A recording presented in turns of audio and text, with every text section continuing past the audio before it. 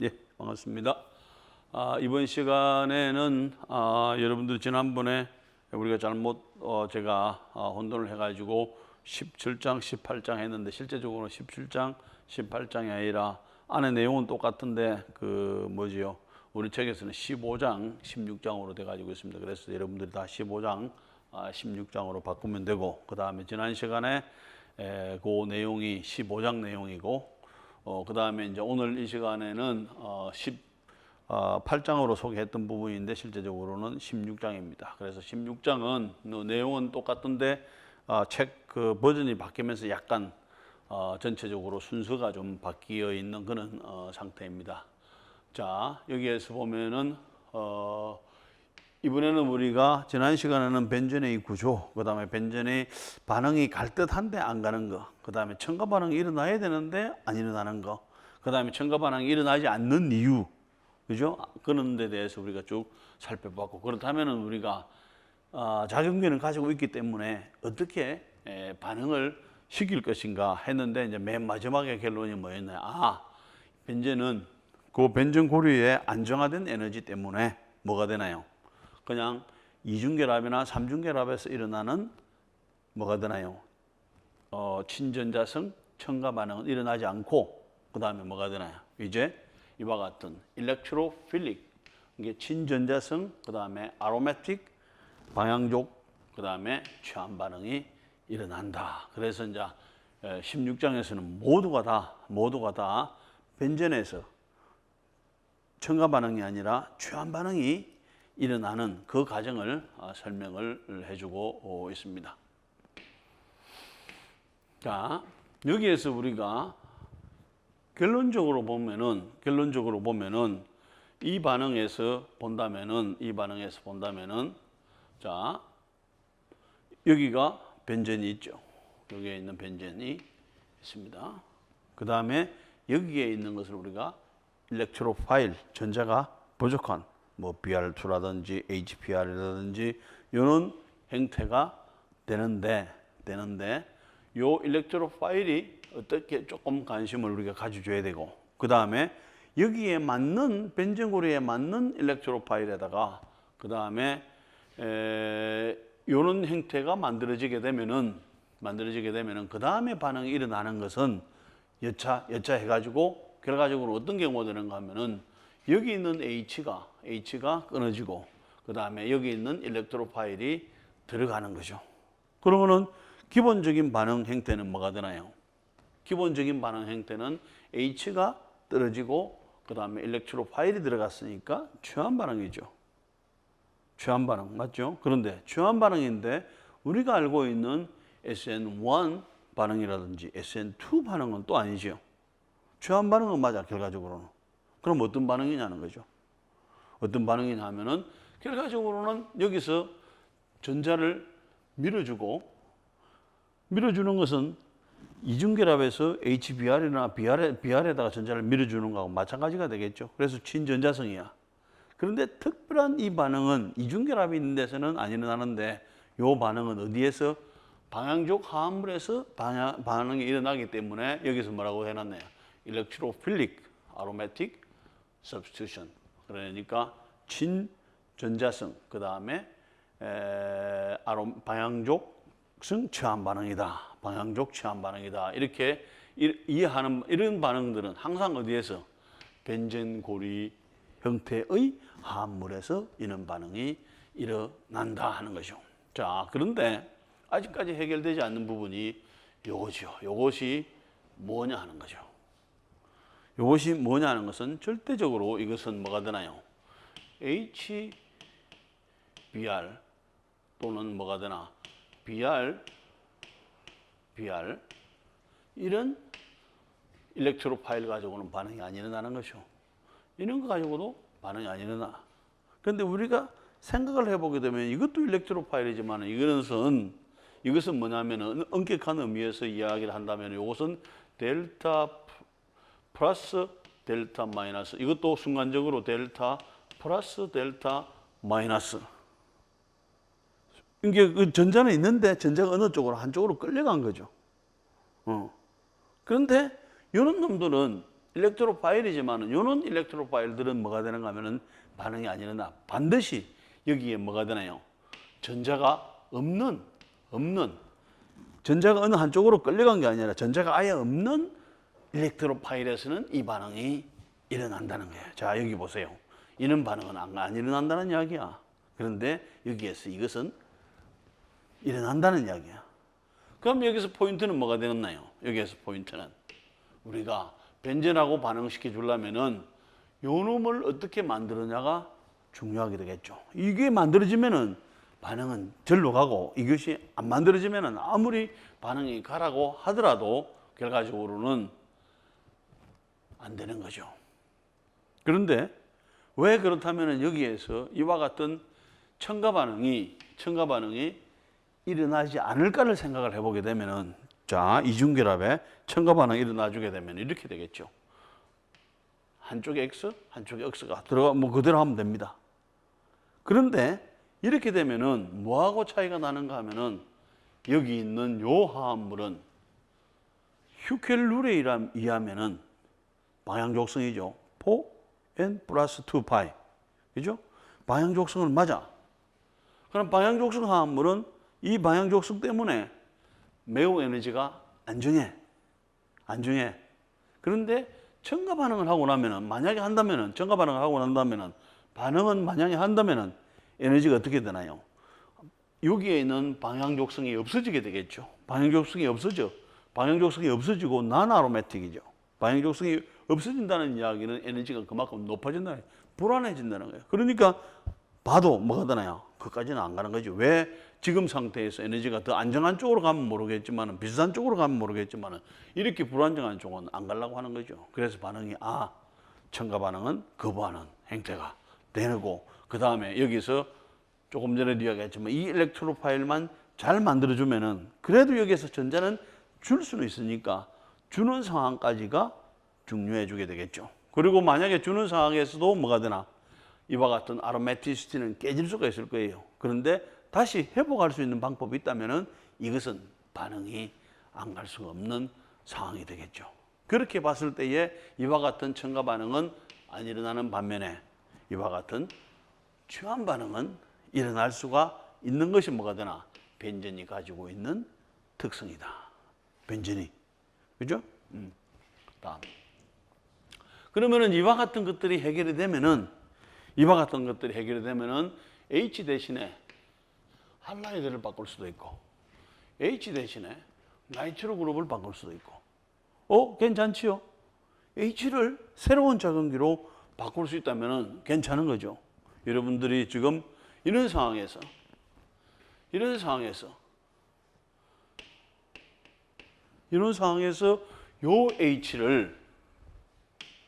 요 H를 다른 것으로 바꿀 수 있다면 대단한 반응이죠. 이게 실질적으로 불가능하죠. 그런데 결과적으로 보면은 요 H가 요 벤젠고리에 있는 H는 떼내고 할라이드나 나이트로 그룹이나 설포닉 애시드 그룹을 붙일 수가 있으니까 멋있던 거죠. 대단한 거죠. 그런데 더 대단한 것은 뭐가 되나요? 여기에서 H를 떼내고 그 다음에 이번에는 뭐가 되나? 알킬 그룹을 C를 붙일 수 있다는 거죠. 유기화합물은 C로 이루어져 가지고 화합물인데 여기에서 H 대신에 작용기를 바꿀 수 있는 것도 좋은 방법. 굿. 그렇죠? 그 다음에 뭐가 되나? H를 떼내고 거기다가 또 다른 탄소를 집어넣을 때면 우리는 수없이 많은 종류의 화합물들을 합성할 수 있게 되겠죠. 만들 수 있게 되겠죠. 그러니까 뭐가 되나? C가 들어간다는 것은 엄청난 좋은 일이에요. 이런 것들을 포함한 어느 것보다도 더 중요해요. 왜? 모든 유기화합물들은 탄소로 연결돼 가지고 있는데 탄소와 탄소를 연결할 수 있는 거잖아요. 그런 것 때문에 이게 상당히 중요한 건데, 또 항상 우리가 중요하다고 좋다고 하지만은 뭐가 되나? 문제가 생기는 거죠. 문제가 생겨. 그래서 또 그 문제를 해결을 하면은 결과적으로는 여기에서 알킬 그룹도 부분적으로 붙일 수 있는 겁니다. 모든 알킬 그룹을 붙일 수 있는 건 또 아니에요. 그럼 또 모든 알킬 그룹을 붙일 수 있는 방법을 또 생각을 해주게 되겠죠. 그러면서 가장 쉽게 이걸 떼내고 이와 같은 아실 그룹을 붙이게 됩니다. 여기에서 우리가 다양한 형태의 알킬 그룹을 만들자고 한다면은 이 방법으로서는 어렵고, 여기서는 뭐가 되나요? 이와 같은 아셀 할라이드를 여기다가 붙여가지고 그 다음에 할 수 있는 방법은 뭐가 되나? 아직 여러분들이 배우지는 않았지만은 카르보닐 그룹에 뭘 환원시켜가지고 수소화 반응을 시켜가지고 뭐가 되는가 하면 여기를 없애버린 거죠. 여기를 CO를 없애버리고 CH로 다 바꿔버릴 수만 있다면은 우리는 마음 놓고 뭐가 되나요?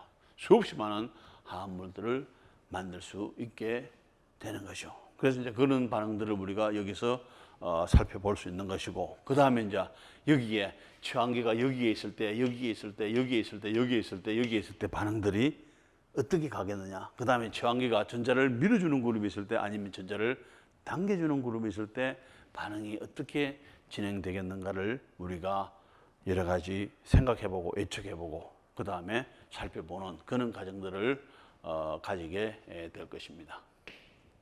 자, 우리가 궁금했던 벤젠에서는 이와 같은 일렉트로파일, 그러니까 E 플러스, 그다음 전자가 아예 없는 거죠. 플러스 돼 가지고 있는 경우에서는 어떻게 되는가 하면 여기가 전자가, 자, 다시 본다면은 여기에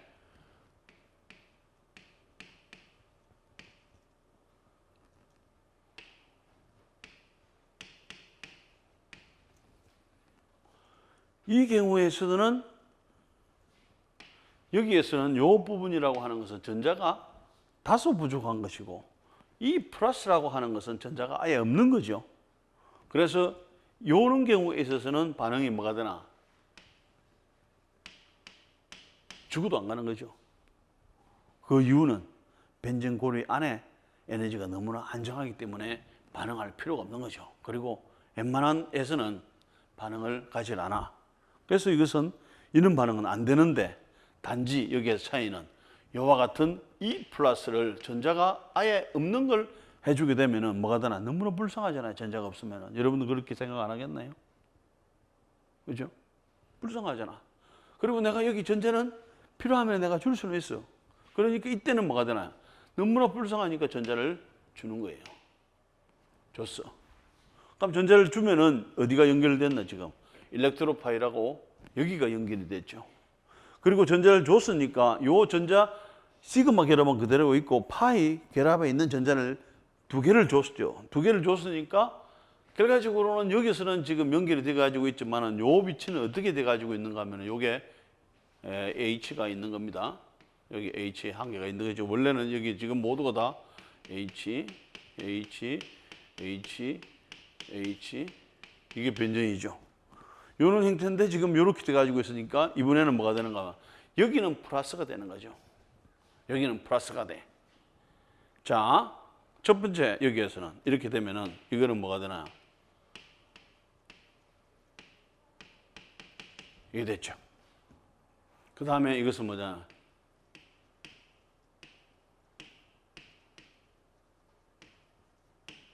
나나로메틱이 됐죠. 뭐가 되나? 문제가 생겼죠.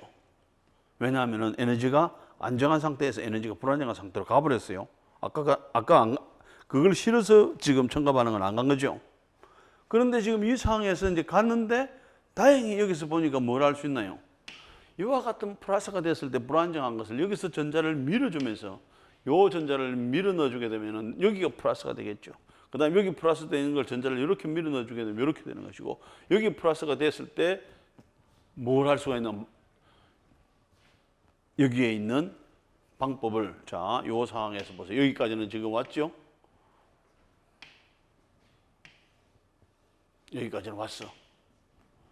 그러면 요 H 플러스를 없애주는 방법은 여기 있는 요 수소를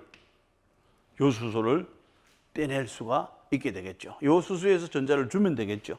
요 수소에서 전자를 주면 돼. 그러니까 결과적으로는 어떤 이야기가 되는가 하면은 요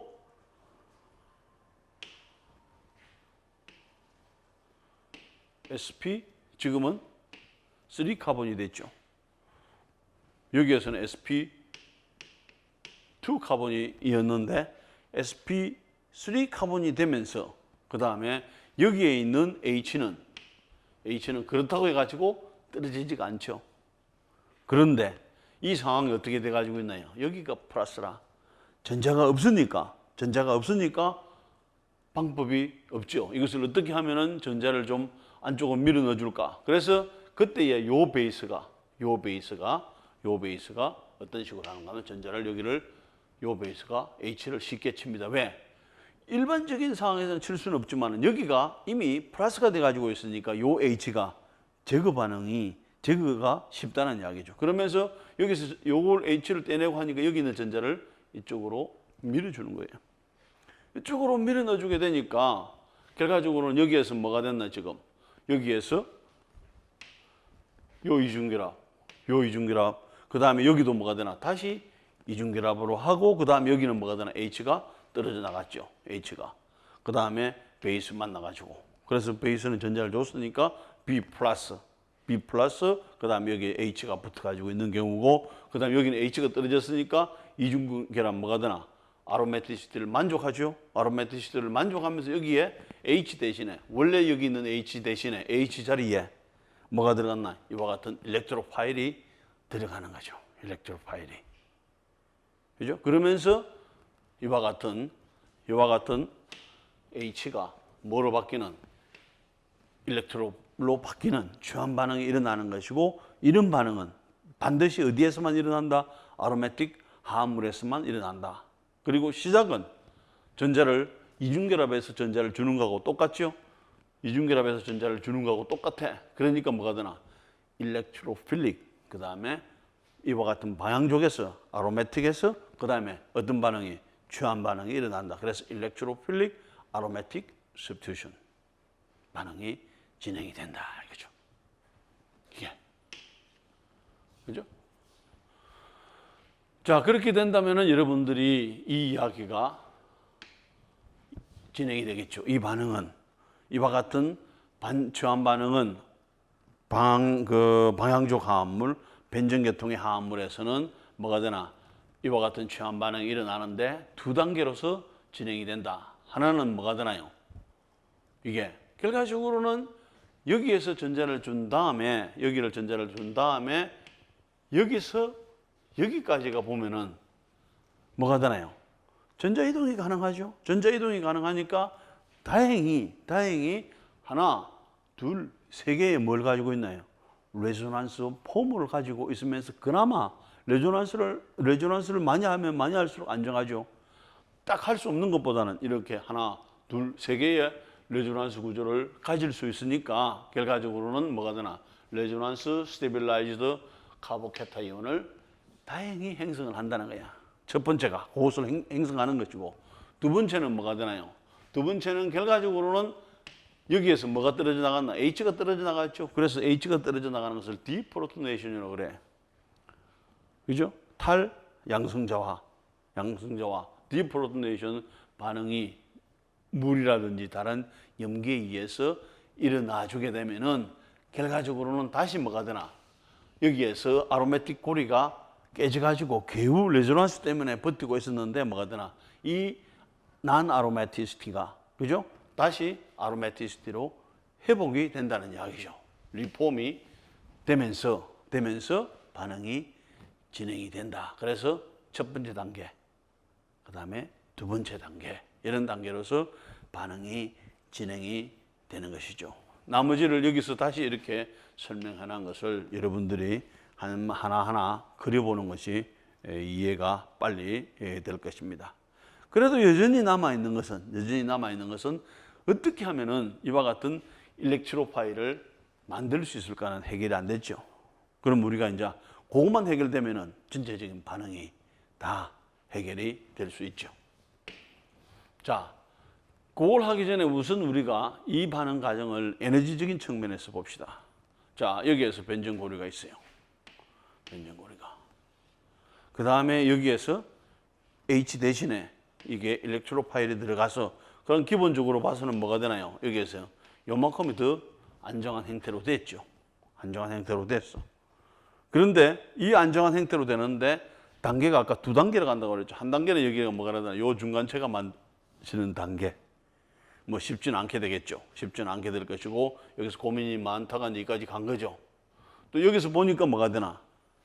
여기서 보니까 다시 돌아갈 수도 있는 반면에 요 작은 고개 하나를 넘어가게 되면 에너지가 훨씬 더 안정한 쪽으로 가게 되겠죠.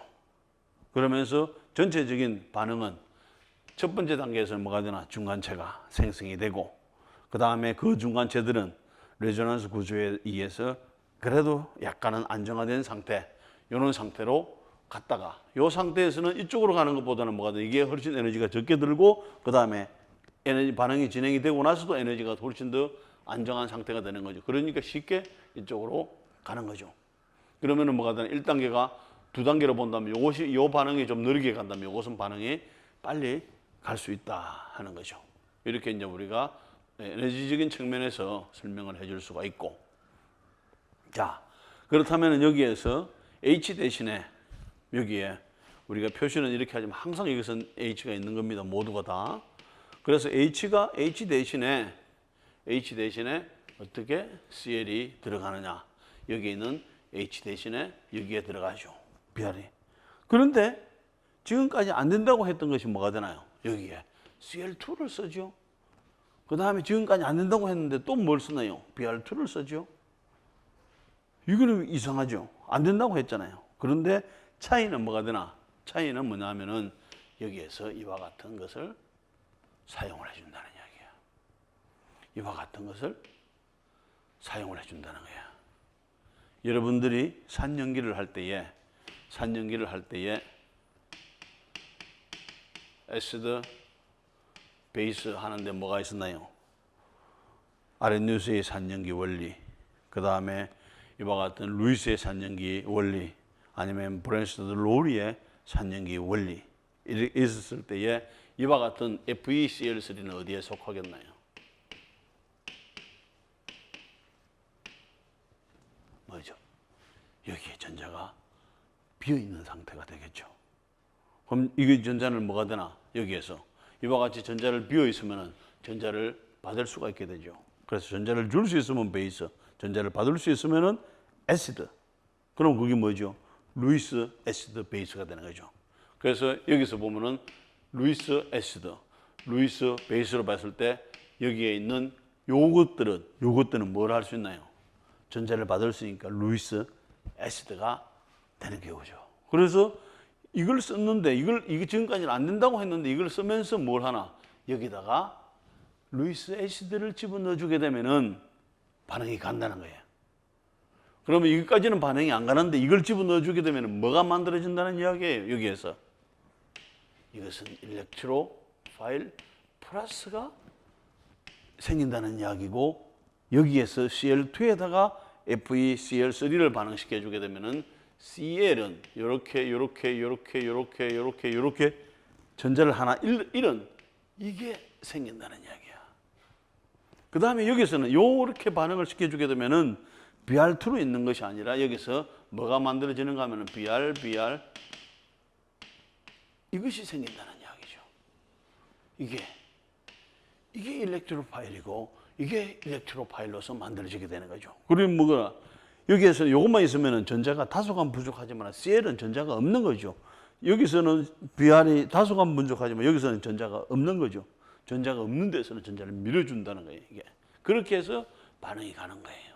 이게 자, 그 다음에 이제 물론 우리가 기본적으로 본다면은 I2도 반응을 할 수가 있는데 그거는 너무 안정해가지고 반응이 잘 일어나기가 어렵다 하는 거고, 그 다음에 그 방향 할로겐 쪽에 보게 되면은 불연부요 되죠. 그래서 요오드도 그렇고 요오드는 그래서 반응이 너무 느리게 일어나고, 그 다음에 불소 같은 경우에 있어서는 뭐가 되나요? 반응이 너무 빨리 일어나가지고 위험하기 때문에 잘 안 쓰고 주로 CL이나 BR을 많이 쓴다는 거죠.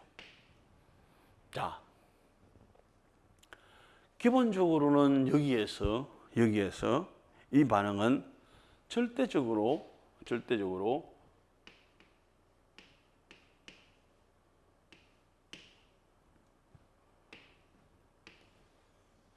이런 상태에서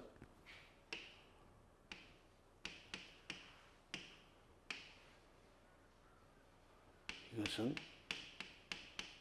아니라는 이야기야. 아니라는. 그런데 왜 반응이 가느냐는 거지. 여기는 BR이 붙어 있잖아요.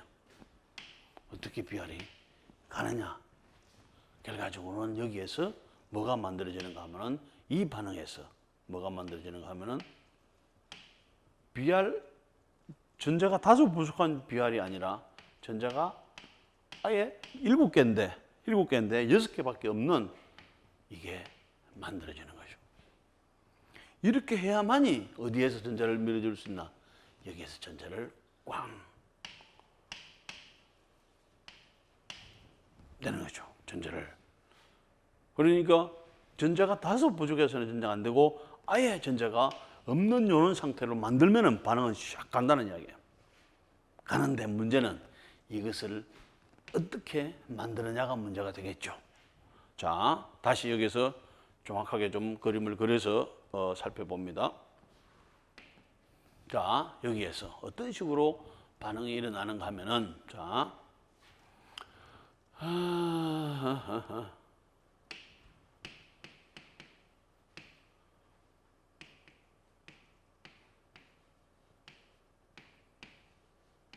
이렇게 됩니다. 이렇게 되고, 그 다음에 여기에 BR, 이렇게 되겠죠. 자, 모두가 다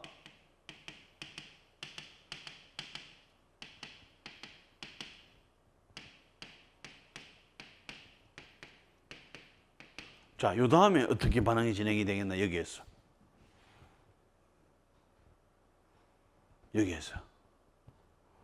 조금 전에 FeBr3 같은 경우에 있어서는 뭐였나요?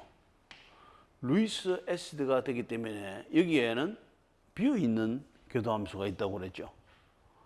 그럼 전자를 받을 준비가 돼 가지고 있어. 루이스 애시드는.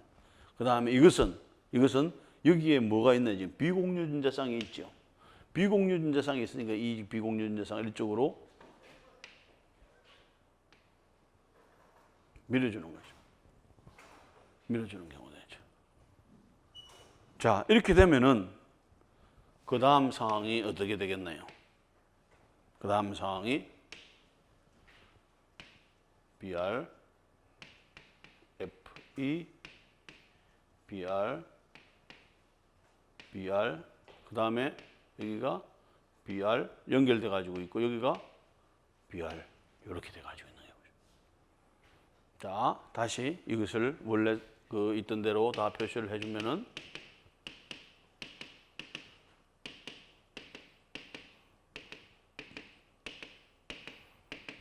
이렇게 되겠죠. 자, 그러면은 여기에서 이게 이렇게 전자를 밀어줬어. 그럼 이게 맞나요? 틀리나요? 계산은 정확하게 해줘야 되겠죠.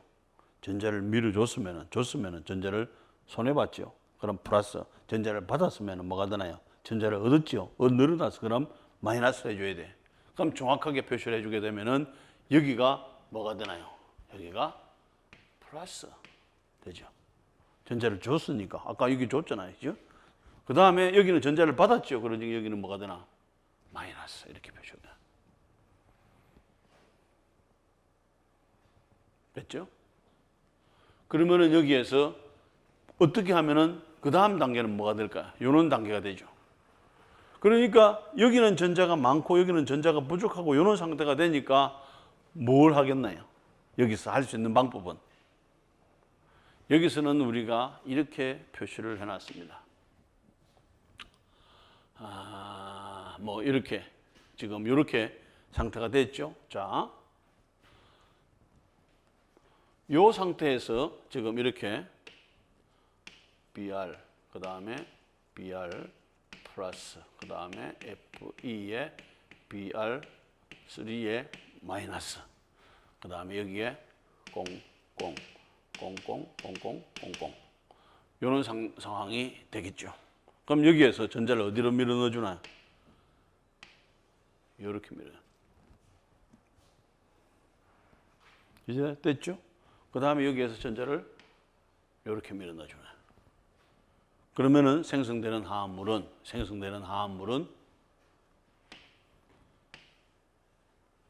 여기 되죠. 여기 되고 이제는 뭐가 되나 지금 여기에 요 결합이 끊어져 가지고 여기에 전자를 줬으니까 플러스가 없어지게 되겠죠. 그래서 여기에 남아 있는 것은 FE에 그 다음에 BR에 그 다음에 BR에 그 다음에 BR에 그 다음에 여기에 BR이 있고 그 다음에 여기가 마이너스가 있는 이런 화합물이 만들어지게 되겠죠.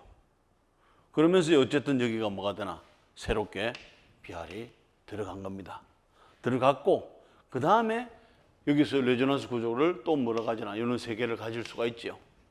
세 개를 가질 수가 있고 그 다음에 이게 여기에 뭐가 되나 지금 전자가 많죠. 전자가 많으니까 요 전자가 많은 쪽에서 뭐가 되나요? FE 마이너스 쪽에서 뭘 잡으면은 여기에 있는 H를 하나, 요 마이너스에서 하나 잡으면 되겠죠. 그럼 이렇게 잡으면은 결과적으로는 여기서 이렇게보다는 요거를 이렇게 할까요? 지금 여기도 요 상태에서 요 BR 있는 쪽에 전자를 이렇게 밀어 넣어주면 되겠죠. BR에서. 그래 주게 되면은 뭐가 만들어지나? HBR이 만들어지고 여기는 전자가 많으니까 여기 가버렸죠. 전자를 줘버렸으니까 여기는 플러스가 돼야 되는데 마이너스가 되어 있으니까 마이너스가 없어지는 FeBr3가 나오게 되죠. 그러면서 반응이 여기에서 취환이 끝이 나는 같은 아로매틱 화합물에다가 HSBr로 취환이 되는 반응이 완결되게 됩니다. 자, 그 다음에 여기서 이 반응을 통해서 한 가지 재미있는 사실은 뭐가 되나요? 한 가지 재미있는 사실은 여기서 BR2는 계속해서 넣어주게 됩니다. 그런데 우리가 여기에서 촉매로 사용했던 FeBr3가 한 개를 썼는데 또 반응 한 번 하고 나면 뭐가 되나요? 이것은 FeBr3가 또 나오죠. 또 그 FeBr3는 여기 가서 반응을 해가지고 반응을 이렇게 올 수 있죠. 또 나오죠. 또 갈 수 있죠. 그럼 뭐가 되나? FeBr3는 한 개만 있으면 반응은 다 갈 수 있구나. 그럼 여기서 FeBr3가 하는 역할은 뭐가 되나요? 반응을 계속 시키면서 또 가서 반응이 끝나나 계속 발생이 되고 또 반응을 시키고 그러니까 뭐가 되나? 한 개만 있으면 되니까 FeBr3가 하는 역할은 여기에서 뭐가 되나요?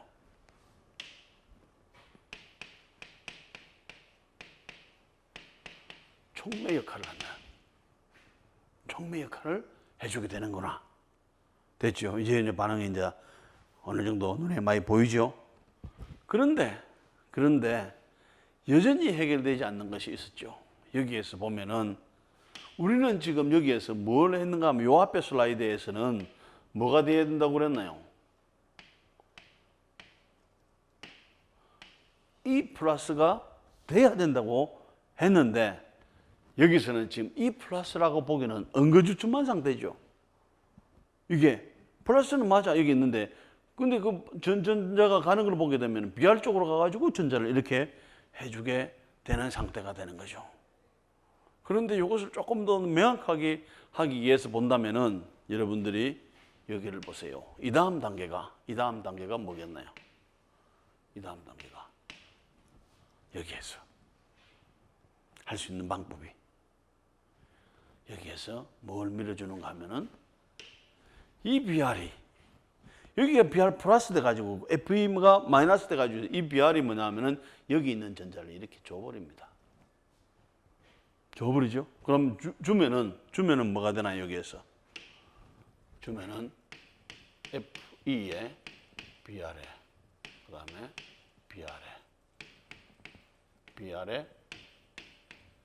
BR에 여기에 마이너스. 요 마이너스 있죠? 요 마이너스가 있고 그 다음에 떨어져 나오는 게 뭐가 떨어져 나오겠나요? 떨어져 나오는 게 여기에서 BR 여기 둘 여기 둘인데 이걸 둘 다 줘버렸죠? 그럼 여기는 뭐가 되나? 요것은 그 다음에 여기에 뭐가 있나요? 플러스 요게 만들.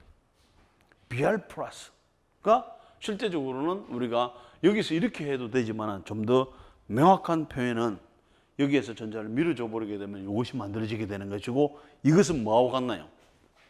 전자가 없는 일렉트로 파일이 만들어지게 되는 것이고 전자가 없는 일렉트로 파일이 만들어지게 되면은 이 반응은 쉽게 가는 것이고 그 다음에 여기에서 이 반응도 쉽게 가는 것이고 전체적으로 봐서는 뭐가 되나 이와 같은 화합물을 만들게 되는 것이고 그 다음 이 반응에서는 또 뭐가 되나 요게 FeBr3가 반응 한 번 시키면 한 개 나오죠. 그럼 다시 돌아가면 되죠. 그럼 이거하고 이것만 있으면 계속해서 반응을 진행을 시킬 수가 있다는 거죠. 자, 이 슬라이드까지가 모든 게 다 해결이 됐습니다. 지금 일렉트로 파일일 때는 반응이 간다는 것은 이해를 했고 그 다음에 일렉트로 파일인데 일렉트로 파일이 지금 이런 상태로 해도 되지만은 좀 더 명확하게 이해를 하기 위해서는 한 번 더 여기서 전자만 밀어 넣어 줘 버리면 되죠. 그럼 이게 뭐가 되나? BR 플러스가 만들어지고 이것은 이게 나오게 되겠죠. 그럼 여기에서는 뭐가 되나? FeBr4 마이너스가 생성이 되죠. 그 다음 여기서 뭐가 하나 떨어져 나오나요? 여기서 H 하나 떨어져 나오죠. 그럼 뭐가 되나? 나중에 여기에 BR이 하나 떨어지고 HBr하고 둘이서 만나서 하고 그럼 이게 마이너스가 없어지게 되죠. 그럼 FeBr3로 나오게 되는 거죠. 그럼 HBr, FeBr3 그 다음에 브로모 벤젠이 만들어지게 되는 거죠. 그래서 명확하게 이렇게 설명을 해주게 되면은 이와 같은 일렉트로 파일이 전자가 없는 일렉트로 파일이 만들어지는 과정을 설명을 해줄 수 있고 요게 만들어지게 되면은 그냥 이렇게 해줘도 되고 그 다음에 뭐가 되나 여기에서 BR 그 다음 플러스 되면은 전자가 이렇게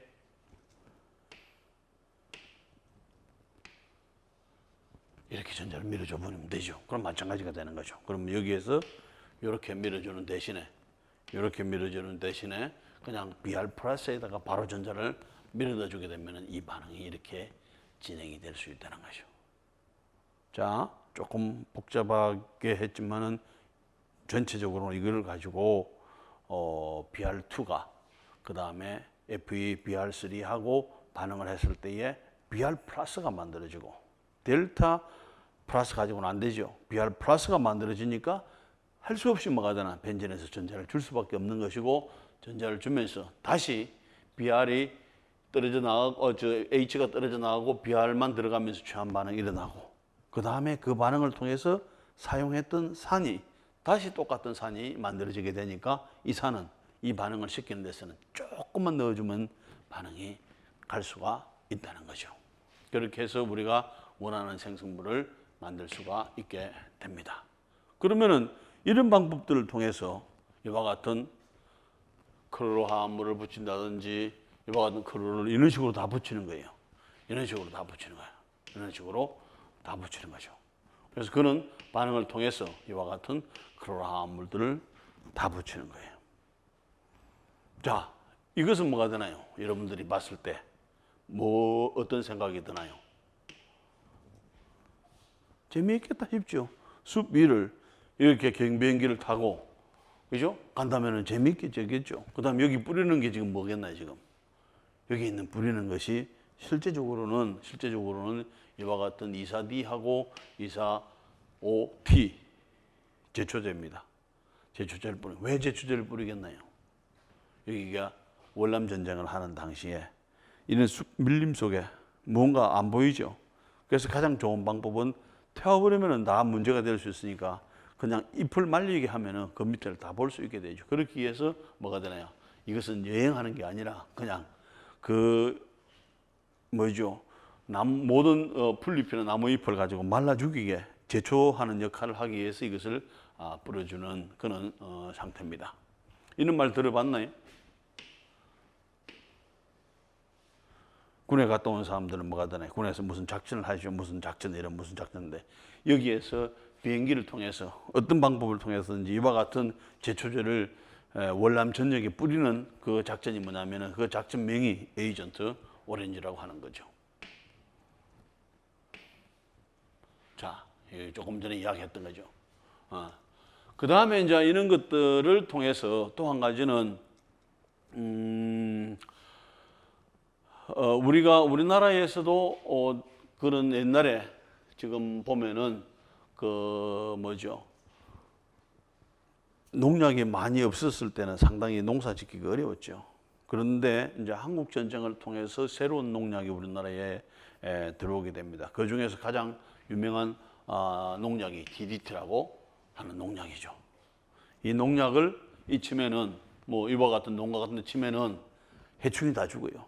해충만 없으면은 농사를 가장 쉽게 잘 지을 수 있는 방법은 물이 제대로 있고, 그 다음에 해충 없고, 그 다음에 뭐가 되나, 풀 없으면 농사 짓는 것은 아주 좋은 일이죠. 쉬운 일이고 좋은 일이고 그렇습니다. 그런데 그런 어떤 해충들이 많이 있기 때문에 해충들을 제거하기 위해서, 죽이기 위해서는 이와 같은 DDT라는 살충제를 뿌려주게 됩니다. 뿌려주게 되고, 실제적으로는 이와 같은 DDT는 이와 같이 이와 같은 구조로 돼 가지고 있는 행태죠. 여기도 우리가 했던 것처럼 지금 BR, CL 붙였죠. 여기도 마찬가지로 되나 CL이 있는 거, 이 CL이 이거 조금 다른 이야기지만 어쨌든 CL이 많은 이런 화합물 같으면 독성이 강해가지고 해충을 잘 죽이는 거예요. 그러니까 뭐가 되나, 그 해충을 잡으러 다닐 수는 없지만 있는 약을 치면은 다 죽게 되겠죠. 그래서 이제 DDT라고 부르는 이름은 요 화합물 이름이 다이클로로 다이페닐 트리클로로에테인이에요. 그러니까 여기에 D를 따고 여기에 D를 따고 여기에 T를 따가지고 그냥 쉽게 DDT다 이런 식으로 이름을 불러주는 겁니다. 자, 이 DDT가 합성된 것은 1874 아주 오래전이죠. 아주 오래전인데 거의 뭐가 되나요? 지금 한 70년 동안에는 이게 그냥 DDT가 합성한 걸로 끝이 냈어요. 그런데 우연하게 이분이 뭐가 되나요? 이분이 스위스의 이분이 지금 뭘 하는가 하면은 그 당시에는 이렇게 맨직물에 그 다음에 이와 같은 벌레들이라든지 그 다음에 뭐 알을 깐다든지 그 다음에 뭐 거기서 자기들이 산다든지 이런 것이 아주 쉽게 할 수가 있었는데, 이게 DDT가 있는 쪽에서는 이놈들이 얼씬을 못하는 거예요. 얼씬을 못해. 그래서 DDT하고 곤충하고 어떤 관계가 있는가를 가지고 살펴본 거죠. 누구든지 그래 안 해보겠나요? 그런데 이제 그렇게 하니까 이 독성이 강해서 DDT 있는 데서는 아예 알고 안 가는구나. 이제 그런 걸 밝혀낸 거죠. 그래서 독성이 좋은 살충제로 쓸 수 있겠다. 그 다음에 뭐가 되나, 곤충들은 아예 피해서 그쪽으로 가지도 않는 거죠. 그래서 그런 걸 찾아내 가지고 1948년에 DDT를 가지고 좋은 살충제로 사용할 수 있다는 거하고 생리 활성을 찾아낸 거 가지고 노벨상을 받게 됩니다. 그래서 DDT를 우리가 만드는 과정을 살펴본다면 우리가 조금 전에 했던 뭐가 있나, 벤젠에다가, 그죠? 그 다음에 CL2를 넣습니다. 넣죠? 이거 해가지고 반응이 안 가죠? 그 다음에 루이스 애시드를 FeCl3를 집어넣어주게 되면은 쿵닥쿵닥 해가지고 이게 만들어지게 되는 거죠. 그렇게 만들어지고 난 다음에 이것만 붙이면은 끝 되는 거죠. 이런 식으로. 그래서 여기에서 이쪽에서 한 번 붙이고 이쪽에서 한 번 붙이고 그 다음에 여기에 이제 물이 빠져나가고 해주게 되면은 결과적으로 이와 같은 DDT가 완성이 되는 거죠. 1940년대에 있어서 DDT는 제1등 인섹티사이드로 등장을 합니다. 그 다음에 천연 살충제가 아니라 뭐가 되나, 합성 살충제로서 제1세대 합성 살충제로서 어마어마한 인기를 가지게 됩니다. 자, 여기 보세요. 말라리아, 그 다음에 티푸스, 그 다음에 다른 인섹트들 꽥꽥 다 죽는 거죠. 사람에게 질병을 유발시키는 다 죽는 거예요. 다 죽을 수 있게 되는 거죠. 그러니까 여기에서 여러 가지 어떤 전쟁이라든지 아니면은 시민들의 건강을 위해서도 사용할 수도 있고, 그 다음에 농작물을 만드는 데라든지 여러 가지를 잘 쓰게 됩니다. 그런데 문제들이 점점 생기기 시작해가지고 1940년대부터니까 1972년도에 뭐가 되나요?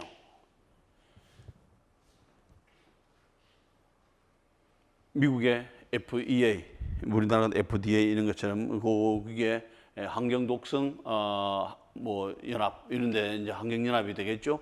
여기에서 뭐가 되는가 하면은 레이첼 칼슨이라고 하는 사람이 사일런트 스프링이라고 하는 거예요. 왜냐하면 봄이 되면은 뭐가 되나 여러 가지 새가 울고 그 다음에 곤충도 막 날아다니고 그 다음에 꽃도 피고 해야 되는데 그는 새 소리라든지 여러 가지 소리가 안 나는 걸 비유해 가지고 이와 같은 책을 씁니다. 그래서 그 원인이 무엇이냐를 찾아봤을 때에 결과적으로는 살충제라는 이게 우리가 쓰고 있는 DDT가 문제가 된다는 것이고 이와 같은 화합물들이 많이 개발이 됐겠죠. 그래서 이와 같은 화합물들을 뭐가 되나 우리가 잔류성, 그죠? 그 다음에 유기 오염물질로서 규정을 해주게 되고, 그죠? 그러면서 이와 같은 잔류성 유기물 오염물질 해가지고 이런 것들은 실제적으로 살충제를 쓸 수는 있지만은 계속해서 환경에 영향을 미쳐주고 사람이라든지 잔류 농약으로 인해 가지고 여러 가지 어려움이 있으니까 이런 건 쓰지 말자 이런 식으로 해가지고 퇴출이 되게 되는 것입니다. 자, 그렇다면은 그 당시에 이것을 지금 어떻게 많이 이용을 했는가 하면은 여기 보세요. 지금 이런 문구가 보이나요?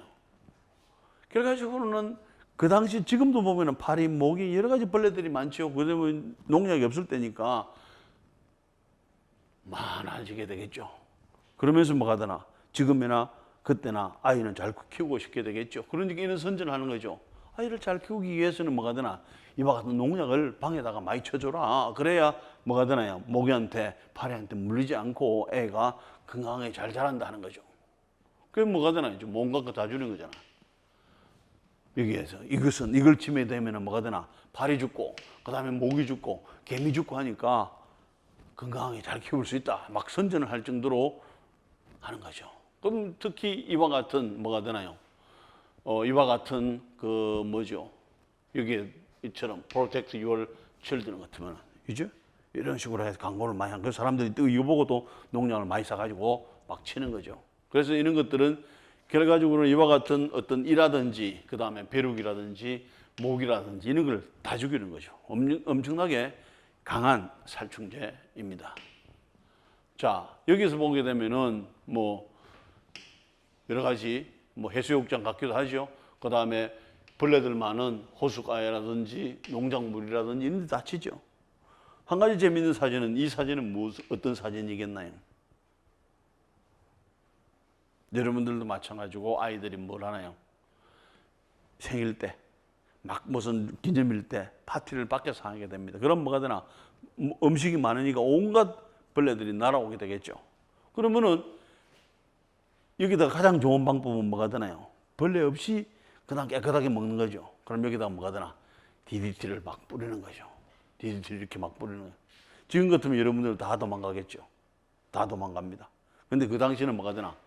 기분이 좋은 거죠. 뿌려주니까 감사하게 이렇게 먹는 이런 사진인데 참 지금 보면은 정말 우스꽝스러운 사진인데 그 당시로 봐서는 정말 뭐죠? 파리나 모기나 다른 곤충 없이 음식을 맛있게 먹을 수 있다는 것은 엄청난 좋은 일이 되겠죠. 그런데 이와 같은 DDT가 우리나라에 들어온 것은 1950년 즉 한국 전쟁이 일어나면서 미군들이 2차 세계대전 때부터 사용을 했는데 미군들이 이제 우리 가져와서 했는데 그 당시에 우리나라에서 가장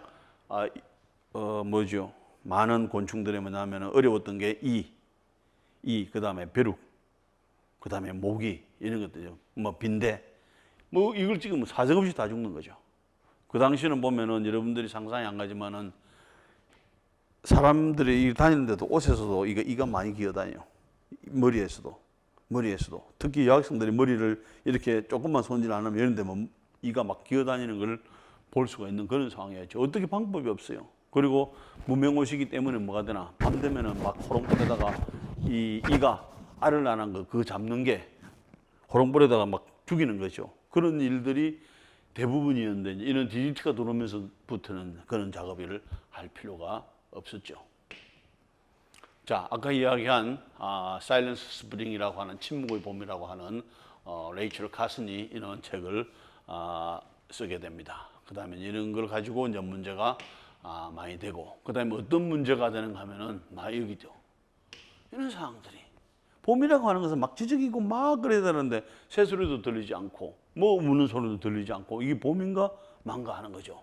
그래서 그런 식으로 했기 때문에 이제 레리시카슨이 이게 무엇이냐를 이게 결과적으로는 환경 운동을 하는 어떤 시발점이 되기도 했고 그 다음에 1972년에 미국에서는 이런 문제가 있기 때문에 DDT를 사용을 하지 말자. 그렇게 해서 점점 전 세계적으로 사용을 못하게 되는데 왜 이런 일들이 일어나는가 하면 결과적으로는 뭐냐 하면은 이와 같은 농작물만 하면 되는데 결과적으로 남아있는 잔류 독성 때문에 어떤 곤충의 뭐들은 잘 죽지만 그 잔류 농약이 문제가 되죠. 어떤 문제가 일어나는가를 보면은 이런 경우죠. 자, 어느 날 갑자기 독수리가 이게 힘을 못 씁니다. 힘을 못 쓰는 이유를 가만히 보니까 독수리가 열심히 일어나는데 알을 놓으면은 알이 흐느적 하는 거죠. 알이 흐느적해. 알이 딱딱해야 그 다음에 튼튼한 뭐가 되나 제2의 독수리가 나타날 텐데 왜 그런 알을 놓을 수밖에 없는 거 아닙니까? 독수리한테 물어봤어요. 너가 뭘 먹었나니까? 나는 지금 강가에서 그 다음에 여기에 깊은 물 속에서 뭐가 되는가 하면은 고기를 잡아먹은 것밖에 없다. 아닌데 하는 거예요. 그 고기는 뭘 잡아먹었는가 하니까 또 작은 고기를 잡아먹고 그 다음에 이 작은 고기들은 또 이와 같은 더 작은 생물들을 잡아먹고 그 다음에 플랑크톤은 여기에 뭐가 되나 DDT가 녹아있는 걸 그냥 그대로 섭취를 하는 거죠. 그러니까 그게 몸속에 쌓이게 되고 그 다음에 잡혀갈 때 또 잡아먹어서 그게 몸속에 쌓이게 되고 이게 몸속에 쌓이게 되고 이게 또 몸속에 쌓이게 되니까 독수리뿐만이 아니라 남극이나 북극에 있는 곰들도 이와 같은 DDT로 뭐가 되나 오염이 되는 거죠. 쌓이게 되는 것이고 그 다음에 DDT가 몸속에 쌓이면서 여러 가지 변화가 생기게 되는 거죠. 특히 이와 같은 독수리에서는 뭐가 되나 알을 놓게 되면 알 껍질이 딱딱하지 않고 그냥 금방 터질 듯이 놓게 되는 거죠. 그렇게 되면은 뭐가 되나요? 생태계의 먹이 사슬이 파괴가 되는 것이고 그 다음에 뭐가 되나 이게 우리 몸에 쌓이면 쌓일수록 대사 과정에 문제가 되는 것이고 여러 가지 질병들로 나타나게 되는 거죠. 그래서 우리가 실제적으로는 이런 어려움들이 있었지만은 뭐가 되나요? 결과적으로는 아까 1972년도에 그죠? 1972년도에 어떤 그 봄의 침묵이라는 책이 나오는데 그러고 나서 한 30년이 지나고 나서 뭐가 되나? DDT를 포함해서 12가지에 해당되는 화합물은 뭐가 되나? 사용하지 말자 이렇게 하고 있고 그 다음에 이제 요 슬라이드는 뭐냐 하면은 이 말도 되지만 또 요 말은 뭐냐 하면은 결과적으로는 아직까지 우리가 우리나라나 미국이나 이런 데에서 하지만 아주 가난한 나라에서는 어떻게 할 수 없이 쓸 수밖에 없는 상황이 되겠죠. 그래서 아프리카라든지 동남아 일부 나라에서는 이런 걸 일부분은 쓸 수 있도록 해주게 하고 그 다음에 나머지 모든 나라에서는 못 쓰도록 하고 있는 거죠. 자, 그 다음에 이제 또 한 가지는 왜 이게 DDT가 문제가 되는가 하면은 아까 독수리 이야기를 했죠. 독수리가 그렇게 알을 낳을 수밖에 없는 것은 DDT가 독수리 몸속에 들어가 주게 되면은 이는 화합물로 만들어지게 됩니다. 이런 화합물로 만들어지게 되고 이 대사 과정에 들어가 주게 되면서 이런 화합물이 여기에 이중결합이 만들어지게 되는 거죠. 그럼 이와 같은 이중결합은 뭐가 되는가 하면은 독수리 알에 껍질에 요 딱딱한 부분을 자꾸 연하게 만들어주는 거예요. 흐느적. 그러면 독수리가 알이 제대로 역할을 못하게 되는 거죠. 그럼 독수리가 자꾸 멸종이 될 수밖에 없는 상황이 되는데 그런 것들이 이와 같은 우리 몸속에 들어가서 아니면 독수리 체내에 들어가서 그 다음에 이는 물질이 들어갔다가 그 다음에 그 안에서는 이와 같은 DDE로 바뀌면서 여러 가지 부작용을 낳게 된다는 그런 이야기죠. 자, 그 다음에 이제 한 가지는 아까 우리가 에이전트 오렌지 이제 월남전에서 이야기를 했죠. 그 이야기는 뭐냐면은 이와 같은 제초제를 쳤는데 이런 부분들이 생기는 거죠. 제초제를 쳐가지고 여기다가 그냥 말리는 것까지는 좋았어. 그런데 이는 여러 가지 문제가 생기게 되는 거죠. 그런데 문제는 제초제를 어느 만큼 쳤는가 하는 거죠. 엄청 많은 양이죠. 이 양을 따지고 보면은 어마어마한 양을 뿌렸습니다. 이 사람들이 이제 이게 할 때 1인 밀림이기 때문에 가장 쉬운 방법은 제초제를 쪄가지고 그 다음에 그 안을 다 보게 할 수 있는 방법들이 필요해 주게 되겠죠. 자, 그런데 아까 맨 처음에 이야기했던 것처럼 거기서 제초제를 쓴 것은 이와 같은 제초제하고 이사디 제초제. 제초제로서는 상당히 성능이 좋습니다. 이 두 개를 섞어가지고 쓴 거예요. 이 두 개를 섞어가지고 1대1 비율로 섞어서 뿌린 거예요. 그거밖에 한 게 없죠. 어느 만큼을 뿌렸는가 하면 이만큼을 뿌립니다. 밀리언 갤런. 11 밀리언 갤런. 어마어마한 양을 월남 전역에 뿌린 거죠. 뿌린 것은. 그래서 이제 이와 같은 이 말을 이렇게 제초제를 말을 못하니까 그냥 우리가 에이전트 오렌지라고 해가지고 이런 걸 뿌리겠는데 결과적으로는 작전명은 이와 같은 작전명으로 해가지고 어마어마하게 에이전트 오렌지를 월남전에 뿌리게 됩니다. 자, 그런데 거기서 문제가 일어났는데 사람들은 보니까 이사디나 이사오티 제초제는 문제가 안 되는데 다이옥신이 문제가 되는 거죠. 다이옥신이 문제가 돼. 사람들을 불러서 찾아봤어. 너가 뭘 뿌렸느냐 하니까 우리는 제초제밖에 뿌린 게 없다. 이거 안 뿌렸느냐? 절대 안 뿌렸다 하는 거죠. 그래서 그래. 그런데 사람들한테 몸에서 나타나는 것은 이런 물질들이 얻어져 나오는 거죠. 이게 뭐냐면은 테트라클로로다이벤조 파라다이옥신이라고 하는 것은 TCDD라고 하는 것인데 유명한 뭐냐면은 다이옥신 화합물입니다. 다이옥신 화합물은 이 세상에서 가장 독성 물질 중에서 한 가지 물질이에요. 아주 독한 물질이에요.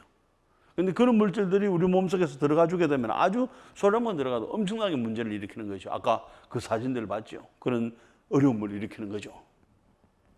그런데 이것을 사용한 적이 없어. 누구는 그럼 이거 어떻게 만들었느냐? 이사오티는 우리는 이와 같은 클로로 화합물에다가 그 다음에 이 반응을 SN2 반응을 시켜가지고 이거 얻었습니다. 어떻게 반응이 가겠나요? 여기서 NaOH 가지고 O- 만들고 O-S 뭐가 되나요? O-S 이거 SN2 반응으로 치고 하면 이게 딱 나오는 거죠. 여기도 마찬가지. NaOH 써가지고 O- 만들고 -S 이렇게 치고 그 다음에 또 SN2 반응 해주게 되면 이게 만들어요. 우리는 이거밖에 안 썼다. 우리가 이렇게 만들었다. 그리고 수없이 많이 뿌렸다. 그거는 뭐 인정할 수밖에 없죠. 그런데 뭐가 되나요? 자, 우리가 여러분들이 메커니즘 했죠? 자, 여기서 메커니즘을 본다면은 NaOH는 H를 뽑아내고, 여기 있는 H를 뽑아내고 O-로 됩니다. 그 다음에 O-로 된 다음에 여기에 클로로아세틱 애시드라고 반응시켜 주게 되면은 이와 같은 반응을 통해 가지고 이 화합물이 만들어집니다. 이 화합물이 만들어져. 끝이죠. 그런데 많은 사람들이 이것을 왜 제초제를 뿌렸는데 다이옥신이 검출이 될까? 그 다이옥신은 무지무지하게 독성 물질이죠. 왜 제초제를 뿌렸는데 이걸 뿌렸는데 이게 나올까를 곰곰이 생각을 하고 메커니즘적으로 이런 걸 찾아냅니다. 요 물질이 만들어지는 까지는 우리가 앞에서도 했죠. 근데 이 물질이 이것을 만나면 이렇게 가. 그런데 어느 순간에 요 물질을 만나게 되면은 이와 같은 반응을 해줄 수 있는 거죠. 이게 흔치 않은 반응이지만은 이와 같은 O-가 여기를 쳐가지고 뺑 한 바퀴 돌 수 있게 됩니다. 여기서 바로 SN2는 안 일어나니까. 그러면 이게 어떻게든지 전자를 밀어주고 갔다가 또 오면서 이게 끌어지게 되면 연결은 되겠죠? 그 다음에 여기서도 마찬가지로 여기서 바로 치는 것이 아니라 이게 밀어 넣어주고 이렇게 밀어 넣어주고 하면서 다시 CL이 떨어져 나가면은 뭐가 되나요? 이걸 하는 거죠. 다이옥신이 나오는 거죠. 그럼 이 다이옥신이 이렇게 반응 메커니즘으로 봤을 때에 이것이 가능하다고 생각하면 그 다음에는 어떤 실험을 해줄 수 있나요? 이것이 진짜인지 아닌지는 여기에다가 이걸 해가지고 반응을 시켜줍니다. 되죠? 그러고 나서 이것을 안 넣고 그것만 계속 반응을 시키는 거죠. 그럼 이게 안 들어가니까 이것은 안 만들어지고 자기들끼리 반응하면 뭐가 되나? 소량은 이게 만들어지는 것을 확인을 하게 되는 겁니다. 그럼 그렇다는 이야기는 이것이 맞다면 뭐가 되나요? 결과적으로는 이와 같은 정확하게 반응 메커니즘을 규명을 함으로 해가지고 뭘 할 수 있나요? 여기에서 우리가 제초제를 뿌렸을 때 제초제를 뿌린 것밖에 없는데 왜 다이옥신이 나오는가를 이해를 하게 되네요. 다이옥신을 따로 뿌린 것이 아니라 그냥 그 사람들은 제초제를 뿌렸어요. 근데 제초제를 뿌리면서 뭘 하나요? 그 안에 바이 프로덕트, 부생성물이 그냥 사이드로 조금씩 생기는 물질이 있는 걸 모르고 그대로 뿌린 거죠. 맞는 것은 그대로 맞는 거고. 그죠? 그렇게 되면서 이와 같은 뭐가 되나요? 이 반응에 이렇게 본다면은, 메커니즘적으로 본다면은 당연하게 이사오티라든지 그다음 이사디 제초제를 만드는 과정 중에서 이런 물질들이, 요 유사한 물질들이 나올 수 있다는 거죠. 그런데 이 전체를 미국에서 돈을 주고 삽니다. 어디에 사나요? 독일에서 사. 그 다음에 독일에서는 미국에 돈을 다 줬으니까 뭐가 되나? 월남까지 다 배송을 다 해주는 거죠. 그 다음에 모든 걸 통해서 다 뿌리는 거죠. 다 뿌리는 거고. 그 다음에 여러분들,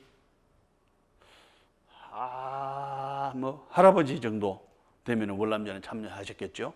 그러면은 그때 그런 사람들은 그 월남전 중에서 덥고 힘들고 할 때 뭐가 되나요? 헬리콥터나 경비행기가 지나가면서 이는 제초제를 뿌리면 그게 우유처럼 그렇게 떨어져 나오니까 시원하니까 그것을 찾아가면서 맞는 거죠. 아이고 시원하다 시원하다는데 전쟁이 끝나고 나서 집에 들어오니까 뭐가 되나? 점점점 몸이 아프기 시작하는 거죠.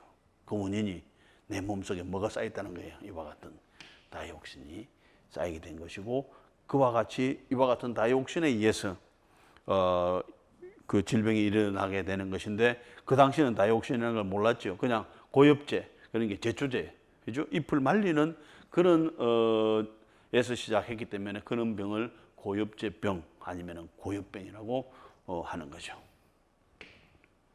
그래서 실제적으로 이와 같은 화합물들이 결과적으로는 이것만 만들어지는 것이 아니라 반응을 시킬 때 이것도 소량은 만들어지게 되는 거예요. 이것은 한 개, 두 개만 있더라도 문제가 되는 거죠. 한 개, 두 개만 있더라도. 그죠? 그런데 이것을 모르고 뿌릴 때는 같이 뿌리게 되는 거죠. 같이 뿌리게 됐으니까 그 당시는 모르지만은 여러 가지 질병을 유발을 시키고 하는 것은 원인이 이거고, 기본적인 원인은 제초제를 뿌릴 때 이것을 한꺼번에 뿌리는 것이고, 뿌릴 때는 그것도 모르고 다 신나게 뿌리고 신나게 맞았다는 거죠. 그게 이제 문제가 되는 거고, 아까 이죠. 100만, 11에 100만이니까 1100만이죠. 1100만 개론을 월남 전역에 다 뿌렸으니까 어느 만큼 이런 것들을 뿌린 게 되느냐. 그러면은 월남 전체 사회에 문제가 될 수도 있게 되는 것이죠. 자, 그렇다면 이와 같은 다이옥신 계통의 화합물들이